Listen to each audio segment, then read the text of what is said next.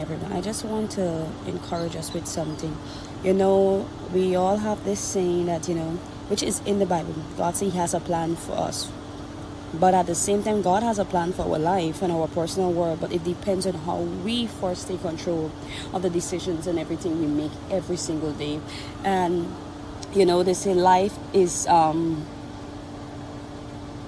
subject to change. But let me say this. Life is subject by the choice you make, but it's by choice. It's not subject to change, but it's still the choice you make. And, for anything, even though God have a plan for us, He don't fight choice, He don't fight the decision makings. But if we align our life the way He wants, that plan that He has for us will come to pass. And let me say this. The power for change is in your hands. The power for change for anything in your hands, your head, your decision, whatever you do. If for prosperity, the power for health and healing, whatever is it, the power for a successful marriage, ministry, business, whatever is it, you need to reset whatever you need to reset. At the end of the day, you are the one that produces the results. Whatever results that you need is at what you allow to rule. Whatever you allow to rule, whatever you allow will be allowed. Whatever you disallow will be disallowed in your life, in your head, and in your heart. So I want to encourage us, we need to look at things different. What is around you that is not a good fruit? What is around you that could, because when there's a spoiled fruit, and it's in the basket with the others, eventually others are going to get spoiled. So look at the things around you. Today, just sit by yourself. Then sit with God.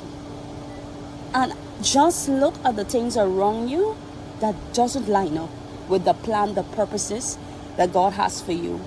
And you determine the outcome of everything. God is there to bring it to pass. But at the same time, you have to know what will align with the plans that He has for you and what is good. And I remember hearing this guy said something.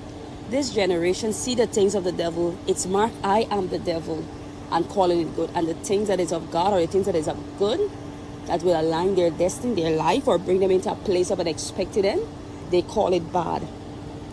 They call it bad. They call it bad. So, we really gotta sit back and see the choices that we make or whatever is in our life that doesn't represent good, that will not be pleasing to us in the long run, that brings about disaster or brings about a whole lot of things, So, as I say this again, life is not subject to change, but to choice, your choice. Your choice matter more. And let me say this, you can do all things through Christ who strengthens you. You can do all things. You can do all things. Because God waits on us and He will bring us into the place that He wants us to be. But we have to be willing vessels and yielding vessels. And for you to sustain anything, you have to be in a position and posture. For anything to be maintained and sustained, the thing has to be positioned and postured, anchored. So I just want to encourage us, and let me say this, getting up and commanding your day, spending time with God. Start by spending 30 minutes or 15 minutes before the 6 o'clock, before the 5 o'clock or around 5 o'clock every day with God, and you're going to see what is going to happen. David said something in Psalms 119, 148, I think. My eyes stayed through open. Okay, let me say it back again.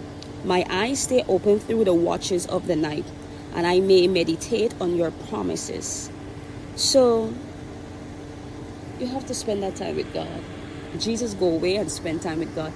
And that's the way God will show you the things that He needs you to see. You have time for everybody. You have time for family. You have time for friends. You have time for a whole lot of stuff. Sit down and take an inventory. Am I having that time with God? God cannot be the last quarter or the fit it into your schedule, because the very breath that you get, He didn't fit it into your schedule. So choose wisely these days. And some of us has to come off of some things that is not and you know to yourself that it's not the way God wants you to be, stop it now. God bless.